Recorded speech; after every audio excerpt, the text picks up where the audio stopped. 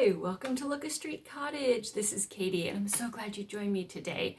It's time again for another episode of Rabbit Research and Review. So if you recall, during episode 1, we covered the history of the rabbit.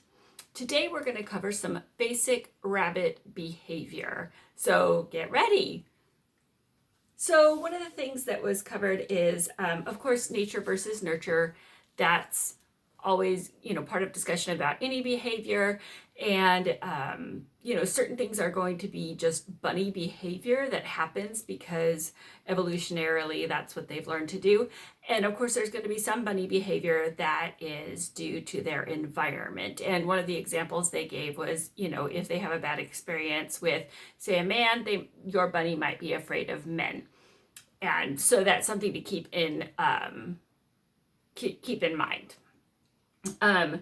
Another thing that they talked about was selective breeding, and that small breeds of rabbits and small breeds of dogs have mandible problems where their teeth don't fit in their mouths properly, and so that can become difficult where you'll have occlusion where the malocclusion where the teeth don't seat properly. We have bred dogs and cats to be more affectionate, more amiable, and more friendly toward humans, but we've never done that with rabbits.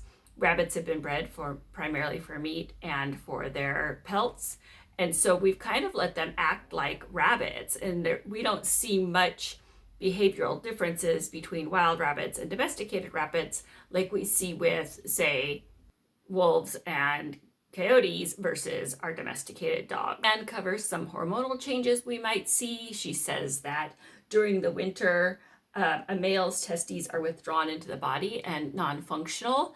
I did not know that, so that's really interesting. If you're trying to get your bunnies to breed in the cold winter months, you might have difficulty with that. She says that typically breeding season is between January and July, and that sometimes when people experience some aggression from their does, it might just be because there's hormone overload. And it's not that the doe has turned aggressive, it's that they are in that I want to breed stage, and so they get a little aggressive or a little territorial. Anne does discuss in her book that rabbits can form bonds with each other and with other animals. And I thought this was particularly interesting because we did see that. We did have our buck, and we had all 3 of them in the house for a while, and that was purposeful. We wanted them to be really friendly with humans. And so we had our buck in the house the longest, and then we added the 2 girls, and then eventually they went out to their hutch. But we did see Quinn absolutely making friends with the other animals in our house, even laying and snuggling with our cats and grooming each other. He's unfazed by our dogs. I even had an incident where I saw one of our black cats that didn't really interact with the bunnies when they were in the house, kind of stalking the rabbits when they were outside in their run. And I just kind of thought, well, look back, I'll sit back and watch what happens. And so the cat kind of pounced as if it was going to attack one of the rabbits, and the rabbit just turned around and looked at it, and they ended up bumping noses, and everything was fine. So I was right there to make sure nothing happened, but I thought it was pretty funny that our rabbits are not afraid of cats because they have been raised with cats. She did talk about space, the amount of space that a rabbit might need to thrive in its environment. And she suggested that an animal that is in a small cage and not able to always stand up or jump the way they should will experience osteoporosis, she said, within a few years, which may not be a big issue for meat breeders that are culling anyway around that age. But she did suggest that after so many years of sedentary lifestyle being stuck in a cage, that they may develop some bone issues, which may cause pain. And so that if you see an older bunny, a 2 or 3-year-old bunny that has been in a cage be a little aggressive, it might just be that their bones are aching. She talked about the way that rabbits digest their food and how they eat their food. It goes through the cecum. They will defecate and then they eat it and digest it twice. And she talked about the differences in those two droppings.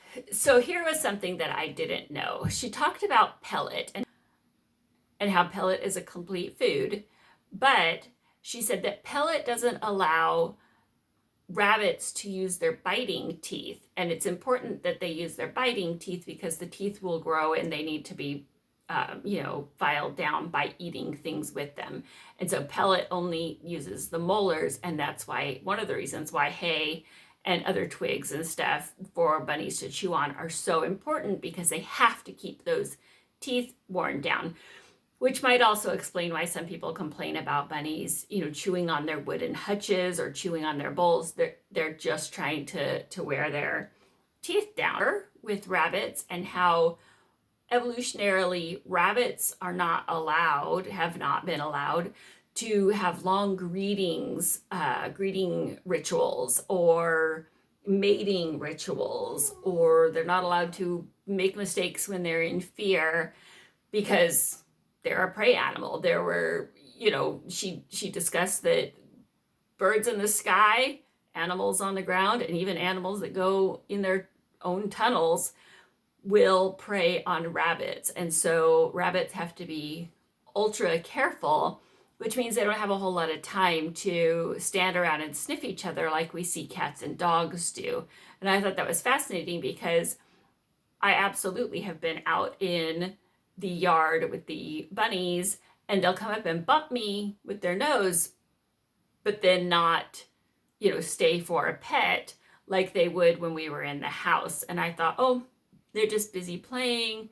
No, they actually recognize they're outside and they don't have the time to stick around and just kind of be relaxed in the outdoors. So I thought that was interesting. And they do tolerate or even expect petting when they're in their hutch and I'm putting food in their hutch. So that absolutely checks out. So that was, interesting. And I was glad to pick up that one little nugget. And so if you had something that you said, oh, that sounds, like something I didn't know, that's something to consider, and you'd like to chat with me about the information that we learned in chapter 3, I'd love to do that. And until next time, you can subscribe right here and you can watch more bunny videos there. And thanks for joining me. I'll see you next time.